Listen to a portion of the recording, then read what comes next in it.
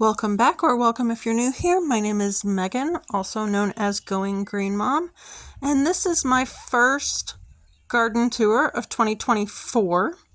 I did not get it filmed. I was actually wanting to do it last month. Yeah, anyway, I broke my foot before I got it filmed, so I had one of the kids go out and just walk around with my camera and say, hey, let me look and see what stuff's doing now. So you've seen my glad area. It is weedy because they were coming up before I got it pulled out and the chives dug out of it. This is what is left of our tulips. And of course you saw the overgrown chives. That is actually kale that is flowering. They should actually start producing seed pods here shortly, if they haven't already. This was filmed a week and a half ago, I think now. That is mums and sedum, catnip growing up the back of that sedum, some more sedum here. I need to dig those lilies out. I tried to sheet mulch them. Yeah, that didn't work. It just fertilized them. So anyway, we now have a couple peppers planted out there. These strawberries, the flower show on all of the strawberries this year was absolutely amazing. And they have just started producing fruit here in the last 3 days. We have started our once a day strawberry picking. Well, I haven't. They have.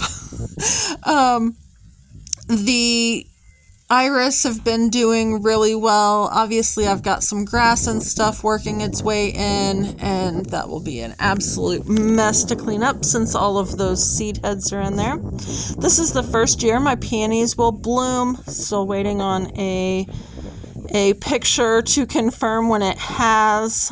Most of this is actually the tail end of the buttercups, charging up for next year. I would like to dig that area and get the lilies out and replant the buttercups in there as well.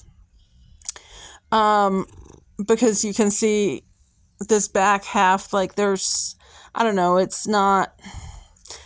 back half didn't bloom, the front half did, but then there's lilies mixed in from over in that mess. And anyway, it's a project for later once I can walk out there on my own. So far, the strawberries that have been picked have been out in the front section, and oddly enough, one of the plans I was wanting to do was transplant a bunch of these iris to the other side of the house because they aren't getting enough sun here with the mulberry tree. And then apparently they decided to prove me wrong, and we have iris buds all the way up to the steps. And quite a few of them, I think, have already bloomed at this point.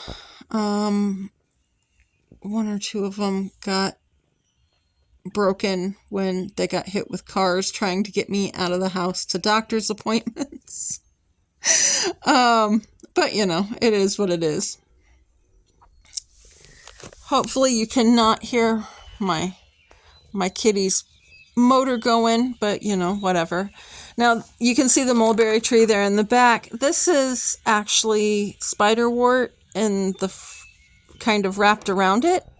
I've basically been moving it this way, and the sedum and the sedum, moving it towards the front, that and the mums.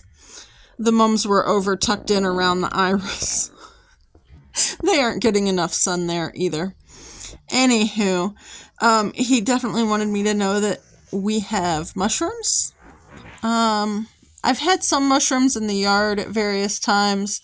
It's just breaking down. I do mulch, so, The black bin there is the start of a worm bin. It was only populated with one thing of bait worms. And it was still when it was still freezing, and I think we probably lost them because I can't see any in there. And then in that green bin were my peas, still waiting on an update on that. In the middle bin, and aside from the dandelions, I am trying to root a currant twig off of the currant bush you'll see later. Of course, the comfrey is flushing out with its first flush of blooms. Oh, and the snowdrops were blooming that day. Okay. I'll have to check when these were. Anyway, black raspberries, I had managed to get them cleared out, and the currant bush that had been planted underneath them moved before I broke my foot. I hadn't pruned these in probably 2 years, so it was a mess, a major mess. But one of the neighbors from behind us lost a soccer ball back there, so I went ahead and got that done.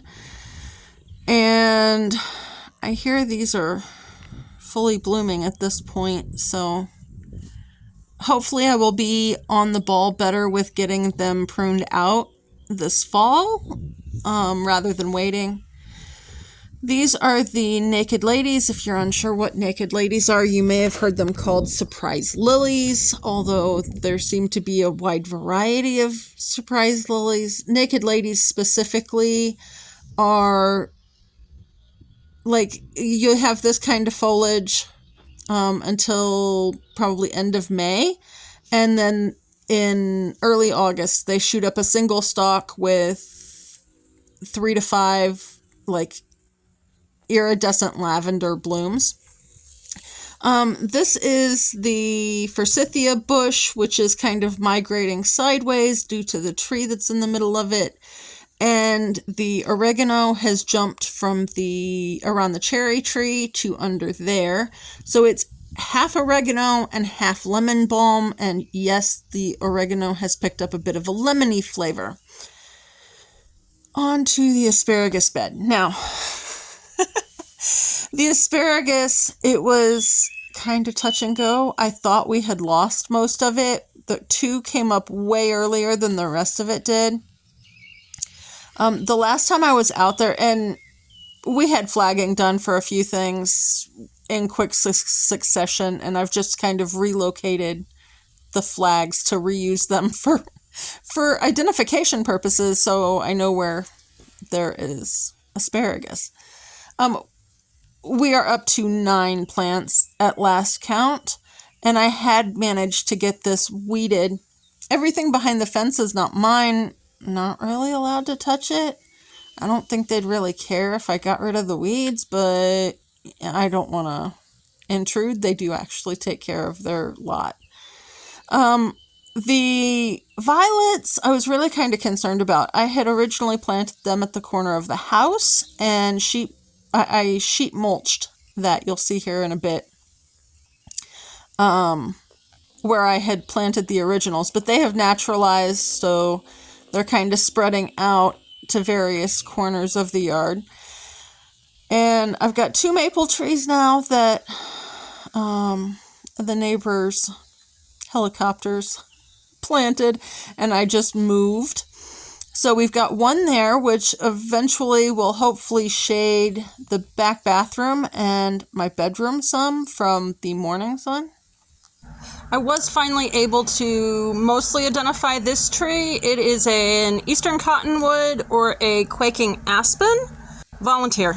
This is the cherry tree. You see the ring of oregano around the bottom. I am hoping to get enough picked through the summer and dehydrated to supply us with oregano for the year. Fingers crossed. I might have to have kids help with that some. So far, they've only been interested in picking for fresh. But, I'm not really sure on harvesting it beyond just fresh here and there. We did have a really good flush of the cherry tree this year and not a ton of oriental moth damage.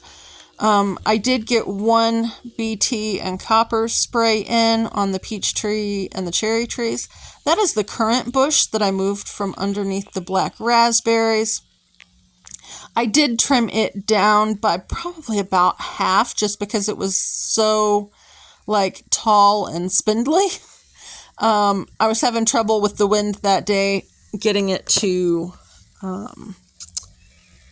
stay upright. So I believe it at this point has been mulched around, and it looks like it's doing okay from what I can see, but I only, Anyway, somebody did say that they think the robin nest that we have is actually in the cherry tree. I need to get this peach tree pruned yet. You can see some of the flagging from the oriental moth damage. This is the back bed. It was probably next up on my list of projects, and I just didn't get there. I did, over the winter, I sheet mulched around the corner and up the side of the house. I did not have enough mulch for this section, so it probably needs weeded again. But it's currently got peppers in there. Maybe you'll see that on the next one. And then, so you can see that I moved some strawberries back here. And then I also planted onion sets this year. I bought a bag of 90. It was a mixed bag of yellow, red, and white. And I just kind of did one of each in each section and staggered them with the strawberry plants. So far they are looking good and coming up, which is a plus, more than I have gotten from any of the onions I have tried to grow historically. And then I also started walking. I started working. Have a great week, y'all. I'm going to start editing the next one.